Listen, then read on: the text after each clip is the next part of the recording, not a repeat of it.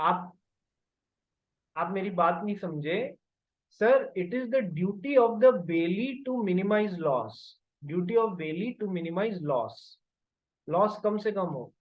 Sir, यदि वो 3-4 दिन रुक के और गुड्स को बेचता है तो उन गुड्स की वैल्यू रहेगी क्या? नहीं। तो उसी दिन उनको गुड्स को जो भी 2-3 जनों से पता कर ले, जो भी खरीदने को तैयार हो, उनमें से जो भी बेस्ट वैल्यू मिले उसको बेच देवे। ठीक है, वही गुड्स को शाम को आराम से बेचूंगा, तब तक वो सड़ जाएंगे, या कल बेचूंगा सड़ जाएंगे। तो it is the duty of bailee to minimize the loss. Easy going नहीं हो जावे उनके साथ में। मंशा, सर नहीं समझा मुझे। देख, it is the duty of bailee. Bailee कौन होता है? जिसको गुड्स मिलते हैं बेलर से। अपन टॉपिक पढ़ रहे हैं finder of goods. Finder of goods में तेरे को रास्ते में एक है ना, सब्जी का टोकरा पड़ा हुआ मिला जिसमें बहुत सारी सब्जियां थी, पेरिशेबल नेचर का है। यस सर, पेरिशेबल नेचर का है। तो sir, it it is the one of the duties of Bailey in case of perishable nature of goods that to minimize the loss, to minimize the loss। मतलब जो goods जो मिल रहे हैं उनको loss कम से कम हो, ये देखना है उसको। तो ये कैसे पॉसिबल होगा? जब उनकी जो वैल्यू है, जो उनकी लाइफ है, उसके दौरान ही मैं उसको बेच दूं। 1-2 जनों से पूछ लूं, हाँ भाई तू 1000 रुपए में टोकरा खरीद रहा है, तू 1200 में खरीद रहा है, कोई 900 बोलता है, तो कोई 1200 वाले को बेच देना। यही वो कल बेचने जाएगा तो कोई 600 रुपए भी नहीं देगा इसके। तो it is the duty of the बेली कि आज फटाफट इस गुड्स को मार्केट में सेल करे, मिनिमाइज करे लॉस को। कल तक वेट नहीं करे, नहीं तो लॉस ज्यादा हो जाएगा। अब समझ में आया मंशा? हाँ सर। ठीक है, नहीं समझ में आया तो माटा नहीं, फालतू ही हाँ मत बढ़ना। ठीक है, नहीं सर समझा। चलो। और किसको डाउट है? Anybody having any doubt? Videos on करो भाई। कनक, वर्षा, रिया, श्लोक। श्लोक ने तो कर लिया है। फटाफट वीडियोस ऑन करो, कनक, मंशा। चलिए, पढ़ पढ़ के और फिनिश करते हैं फाइंडर ऑफ गुड्स को। Number 1, when a person obtains possession of the goods belonging to another, he shall be at the duty to preserve and protect such goods, find the true owner of such goods and return the goods back। Quasi contract बन जाता है finder of goods का। Point number 2, finder of goods is termed as bailee. भाई obviously baler बेली में ही अपन पढ़ रहे हैं, तो finder of goods is termed as bailee. और जो सारी ड्यूटीज होती हैं बेली की, वो इसकी भी हो जाएंगी, फाइंडर ऑफ गुड्स की भी, to take proper care of goods bailed वगैरह वगैरह, जितनी भी ड्यूटीज पड़ी हैं। Not to make unauthorised use of the goods, ठीक है, not to make inconsistent use of the goods, वो सारी इसकी भी हो जाएंगी। Third, he has a right of lien towards expenses done for finding the true owner of the goods, caretaking of the goods, but cannot file a suit for the same। Sir, इसके पास में right होता है कि उन goods के लिए इसका जो खर्चा हुआ है, या उस गुड्स के मालिक को ढूंढने में इसका जो खर्चा हुआ है, उसके लिए ये राइट ऑफ लियन एक्सरसाइज कर सकता है, लेकिन उसके वसूलने के लिए केस नहीं कर सकता। ठीक है, ये बात ध्यान रखना। Next, where the owner has offered a specific reward on the lost goods, the finder may sue the owner for such reward and he may return the goods until then। जहां पर ओनर ने अपनी गुमी हुई ring थी उसके लिए एक award घोषित कर दिया कि मेरी रिंग जो भी ढूंढ के लाएगा उसको 500 रुपए इनाम में दिया जाएगा, या 50,000 रुपए इनाम में दिए जाएंगे। और ये पता पड़ जाता है, किसको पता पड़ जाता है? जो बेली है, जिसको रिंग मिली है उसको। ठीक है, उसको पता पड़ जाता है, कम्युनिकेट हो जाता है। ठीक है, तो फिर वो उन गुड्स के ऊपर तब तक लियन एक्सरसाइज कर सकता है जब तक कि 50,000 रुपए उसको मिले नहीं। पता नहीं पड़ता है तो क्या वो उन गुड्स पे इस पर्पस के लिए लियन एक्सरसाइज कर सकता है? आंसर अपन ने पहले पढ़ा हुआ है, राइट ऑफ लियन नहीं कर सकता है। केस लॉ का नाम ध्यान आ रहा है? बच्चा घूमता है उसके लिए रिवार्ड घोषित किया जाता है, याद आ रहा है? केस लॉ पढ़ा था अपन ने कि सर जब तक ऑफर कम्युनिकेट और नहीं होता आपका उसका, आवाज बहुत जब तक अटक रहा है। ऑफर कम्युनिकेट नहीं होता उसका एक्सेप्टेंस थोड़ी ना कर सकते हैं अपन। ऑफर कम्युनिकेट ही नहीं हुआ। क्या नाम था रिया, वापस बता केस का। सर आपका आवाज बहुत अटक रहा है। अच्छा, मेरे को तो लगा तू जवाब दे रही है। नहीं। ठीक है, लालमन शुक्ला वर्सेस गौरी दत्त। अब तो नहीं अटक रहा है मेरा वाईफाई? लालमन शुक्ला वर्सेस गौरी बहुत दत्त।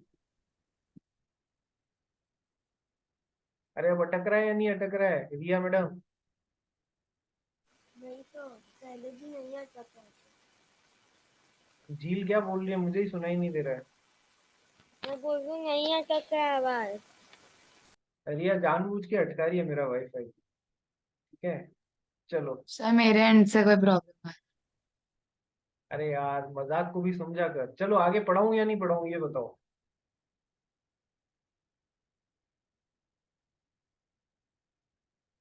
आगे पढ़ना है या नहीं पढ़ना है जल्दी बोलो।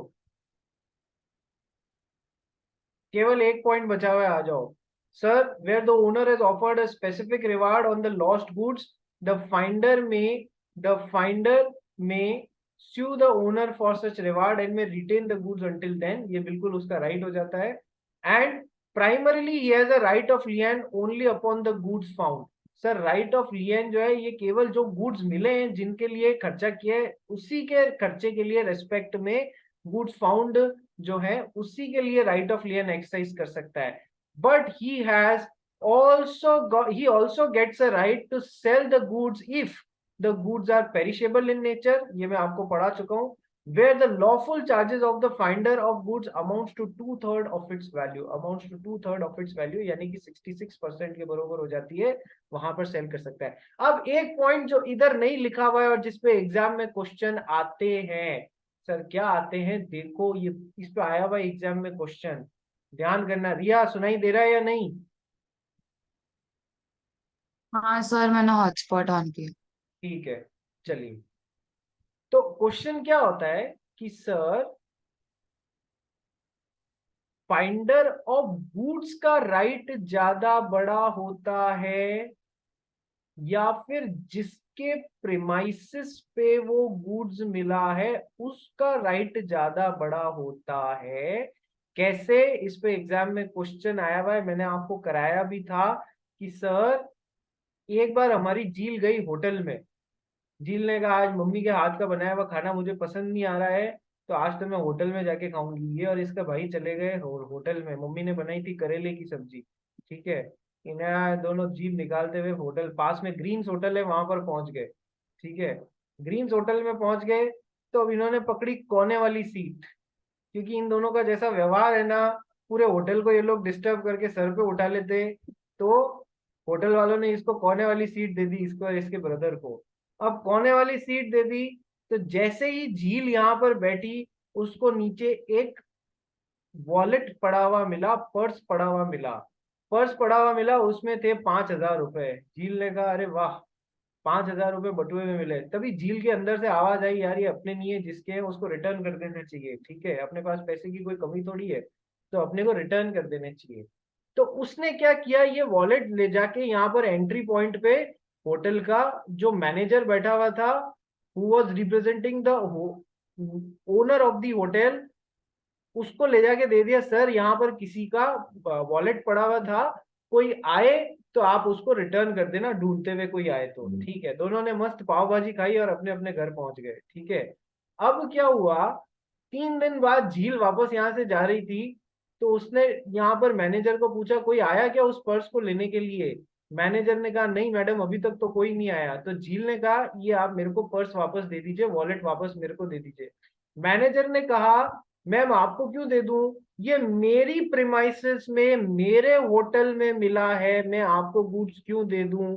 झील ने बोला मैं फाइंडर ऑफ गुड्स हूं, मेरी ड्यूटी बनती है to return those goods back to the original owner because I have entered into a quasi contract with him.